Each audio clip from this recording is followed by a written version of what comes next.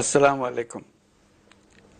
আমি আপনাদের সামনে হাজির হয়েছি অত্যন্ত হৃদয় বিদারক একটি সংবাদ নিয়ে।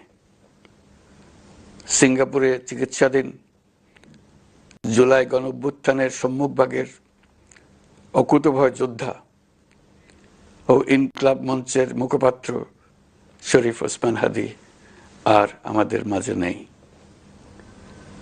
ইন্না লিল্লাহি ওয়া ইন্না ইলাইহি রাজিউন। শরীফ ওসমান হাদীর এই অকাল মৃত্যুতে আমি গভীর শোক ও দুঃখ প্রকাশ করছি। তার প্রয়াণ দেশের রাজনৈতিক ও গণতান্ত্রিক পরিসরে এক অপূরণীয় ক্ষতি। আমি তার রুহের মাগফিরাত কামনা করছি এবং শোক সন্তপ্ত স্ত্রী, পরিবারের সদস্যবৃন্দ, স্বজন ও সহকর্মীদের প্রতি গভীর সমবেদনা জানাচ্ছি। শহীদ ওসমান হাদীর স্ত্রী ও একমাত্র সন্তানের দায়িত্ব সরকার গ্রহণ করবে। আসসালামু আলাইকুম ওয়া রাহমাতুল্লাহ। প্রধান উপদেষ্টা ডক্টর মোহাম্মদ ইউনূস স্যারকে বলছি, আপনি জুলাই যোদ্ধার সরকার।